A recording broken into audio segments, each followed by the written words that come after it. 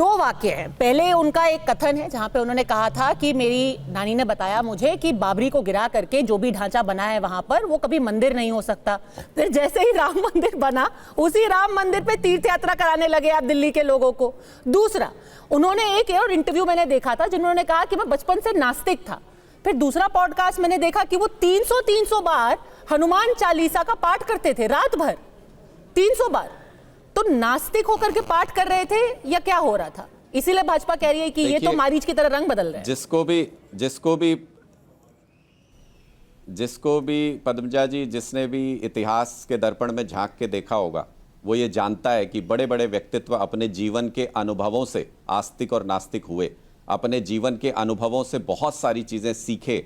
जो धर्म में यकीन नहीं करते थे वो भी यकीन करने लगे। ऐसा इतिहास में बहुत हुआ है। और अपने जीवन के अनुभव से आज अगर अरविंद केजरीवाल जी की अटूट श्रद्धा है भगवान के अंदर, प्रभु श्री राम के अंदर, श्री हनुमान जी के अंदर, तो उसका सम्मान होना चाहिए। दूसरी बात, ये कहते हैं कि झूठ बोलना रावण का आदर्शों का पालन करना है। अभी प्रेम शुक्ला जी ने कहा कि रावण के आदर्शों का पालन वो करते हैं जो झूठ बोलते हैं। इनसे बड़ा झूठा कोई हो सकता है? प्रेम शुक्ला जी आपकी डिबेट पे झूठ बोल गए बैठे बैठे।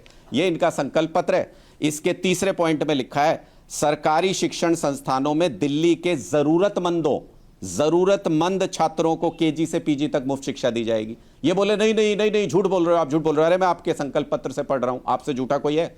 किसने कहा था 15 लाख रुपए दूंगा, उससे झूठा कोई है? किसने कहा था 2 करोड़ रोजगार, मैंने क्या कहा? झूठा कोई है?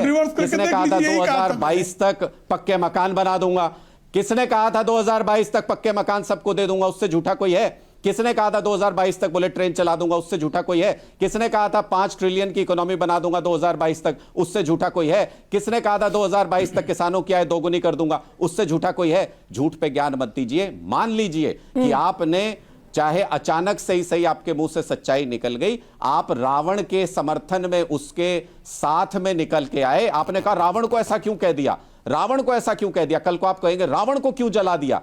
आप लोग रावण के आदर्शों पे चलने वाले लोग हैं। रावण ने मां सीता का हरण किया था। आप दिल्ली के लोगों की सुविधाएं लूटना चाहते हैं, उसका हरण करना चाहते हैं। दिल्ली में राम राज्य है क्योंकि यहां पर बिजली सबके लिए है और मुफ्त है, 24 घंटे है। दिल्ली में राम राज्य है क्योंकि यहां शिक्षा सबके लिए है, सारे बच्चे, गरीब बच्चे, अमीर बच्चे सब पढ़ सकते हैं। दिल्ली में राम राज्य है क्योंकि यहां अच्छे अस्पताल और मोहल्ला क्लिनिक है।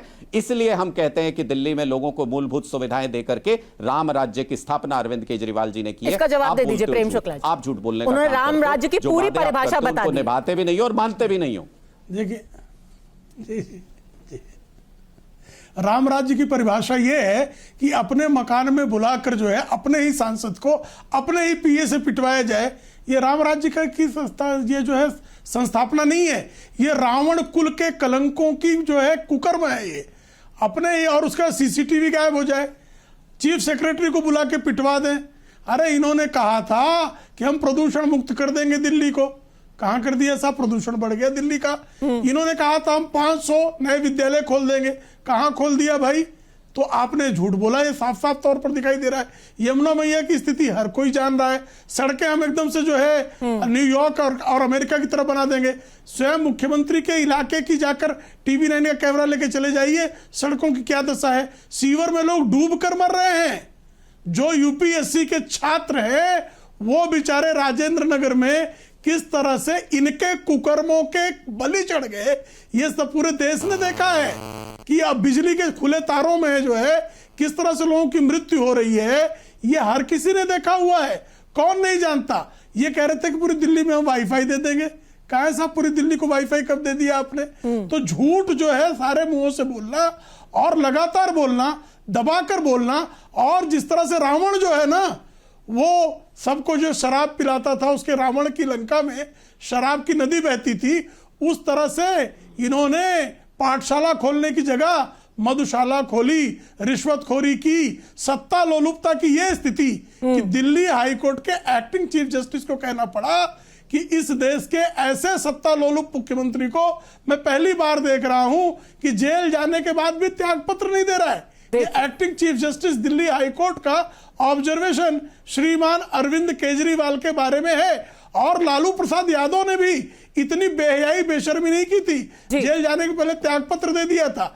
एक ऐसा पहला बेशर्मी की पराकाष्ठा करने वाले, सत्ता लोलुपता की पराकाष्ठा करने वाले मुख्यमंत्री, ये रावण कुल कलंक ही हो सकता है जी। जिसने जो है जेल जाने के बाद कोर्ट में भी हटवाने। त्याग पत्र नहीं तो दिया। राम राज्य तो पता नहीं रावण 21वीं कुल कलंक सदी की सिद्ध हो। लंका कैसी दिख रही गए है, ना कोर्ट में उसका हटवाने, चित्रण कर दिया है 50,000 प्रेम रुपए शुक्ला फाइन ने। लग गया ये ना। 21वीं सदी की लंका है, जहाँ रावण मधुशाला कुल भी कलंक है, जहाँ सिद्ध है। सीसीटीवी नहीं चल रहे हैं, जहाँ पे गए थे वाईफाई कोर्ट नहीं मिल में। रहा है। ये मुख्यमंत्री पद से हटवाने के लिए गए थे कोर्ट में, ये मुख्यमंत्री पद से हटवाने के लिए कोर्ट में गए थे, 3 बार पीआईएल रावण लगाई थी कुल बीजेपी कलंक सिद्ध है, समर्थकों ने, एक्टिंग चीफ जस्टिस 50,000 का तो रुपए बता फाइन रहा लगा हूं दिया कोर्ट ने ऑब्जर्वेशन। इनके ऊपर। बेशर्मी तो की झूठ हद। बोलना आदत है इनकी, झूठ बोलना इनकी आदत है। कौन गया था? भाजपा का कोई नहीं गया बेशर्मी था। की हद किसको कहते हैं? बेशर्मी झूठ की तो हद आपके इसको जो है कहते हैं। डीएनए में बसा हुआ है। 467 करोड़ बेशर्म, रुपए का बेशर्म, अपने लिए बदकार, घर बनवाते हैं बदतमीज, प्रधानमंत्री मोदी। बदहवास हो बेशर्मी की गए इंतहा आप इसको मित्र। कहते हैं।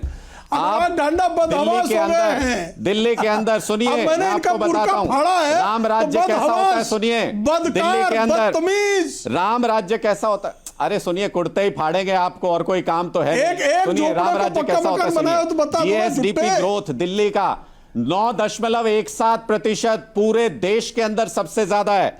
दिल्ली के अंदर पर कैपिटा इनकम 5,13,000 पूरे देश के अंदर सबसे ज्यादा है। दिल्ली में इन्फ्लेशन 2.81%, नेशनल एवरेज 5.65%। और दिल्ली का अकेला बजट है जो सारी सुविधाएं देने के बाद भी, मुफ्त देने के बाद भी, हम प्रॉफिट के बजट में हैं, सरप्लस रेवेन्यू होता और है, लगातार आगे कम भी हो इसी रहा है। तरह से होता रहेगा और सारी सुविधाएं देंगे। आप लोग बताइए, आप बताइए, नहीं तो पैसा इस्तेमाल कर रहे हैं ना। सारे अभी आंकड़े तक तो सही सरप्लस थे। ही रेवेन्यू है। दो डेटा इनसे पॉइंट आप पूछिए, वहां गायब कर इनसे गए। पूछिए। रूरल अनएम्प्लॉयमेंट सबसे ज्यादा है और लगातार आप डेफिसिट की ओर बढ़ रहे हैं, बट कोई बात नहीं, हर कोई अपने हिसाब अरे से आंकड़े रूरल सोच है नहीं सकता ना दिल्ली, रूरल है नहीं ना दिल्ली में। रूरल एरिया है कितना दिल्ली में? 20% है। यहाँ के गांव भी अर्बन हो चुके हैं, रूरल एरिया है नहीं ज्यादा दिल्ली में, बहुत कम है। नेशनल एवरेज का दुगना है रूरल अनएम्प्लॉयमेंट दिल्ली के अंदर। यहाँ के गांव भी अर्बनाइज हो चुके हैं।